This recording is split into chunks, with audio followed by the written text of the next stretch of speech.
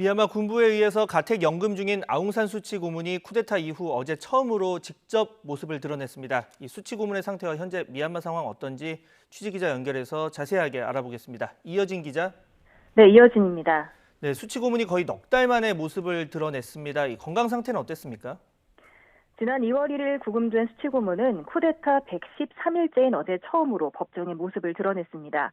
그동안은 화상으로만 심리에 참석해 바깥으로 나온 건 처음이고 변호인과 직접 만난 것도 어제가 처음이었습니다. 군이 운영하는 MRTV가 영상 대신에 사진만 딱 2장 공개했는데요. 하나는 법정 전반적인 사진이고 하나는 수치 고문이 윈민 대통령과 묘아웅 네피도 시장과 나란히 앉아있는 사진입니다. 하지만 수치 고문은 사진 구도상 제일 멀리서 얼굴 절반 이상을 가린 큼직한 마스크를 쓰고 앉아 있어서 제대로 보이진 않습니다. 공판에 앞서 30분간 수치 고문을 접견한 변호인단은 수치 고문의 건강 상태가 좋아 보였고 언제나처럼 자신감에 차 있었다고 말했습니다. 들어보시죠. Aung San Suu Kyi,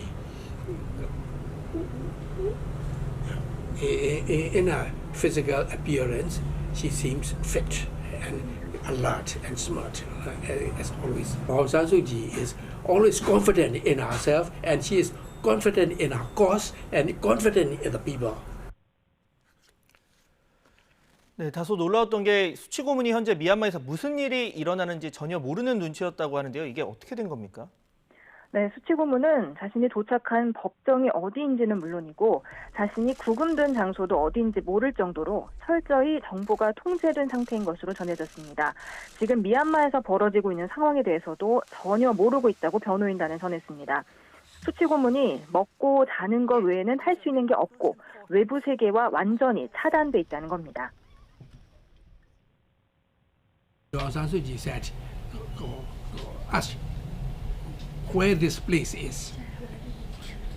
And we told her that it is in the Nepido Council compound, but the number of the place we don't know. Then Aung San Suu Kyi said she also didn't know where she was kept. 네, 하지만 수치 고문은 군부에 맞서겠다는 의지만큼은 여전한 것으로 알려졌습니다. 군부가 자신이 이끄는 민주주의 민족동맹 NLD를 강제 해산하겠다고 밝혔지만 절대 그럴 수 없을 것이라고 말했습니다. NLD는 국민을 위해 창당됐기 때문에 국민이 있는 한 존재할 거라며 자신이 국민을 항상 생각하고 있다는 말을 전해달라고 했습니다. 들어보시죠.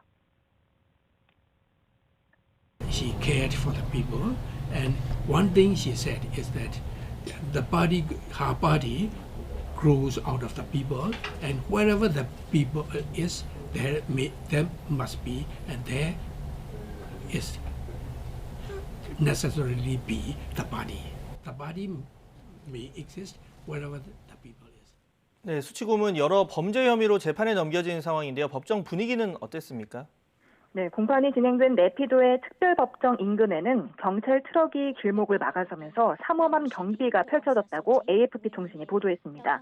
게다가 네피도 시장의 변호인은 사회 불안을 야기할 수 있는 정보를 유포했다며 법정에서 체포되기도 했습니다.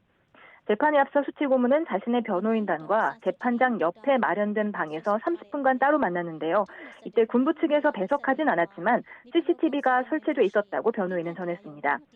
수치 고문은 불법 수입한 무전기를 소지, 사용한 혐의를 비롯해 지난해 11월 총선 과정에서 코로나19 예방수칙을 어긴 혐의 등 여러 건의 범죄 혐의로 기소됐습니다.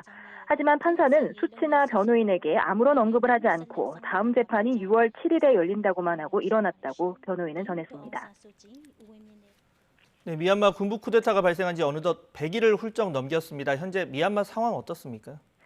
네, 어제는 마침 지난달 24일 열린 아세안 특별정상회의에서 미얀마 사태 해결을 위한 해법을 마련한 지 한 달이 되는 날이었습니다.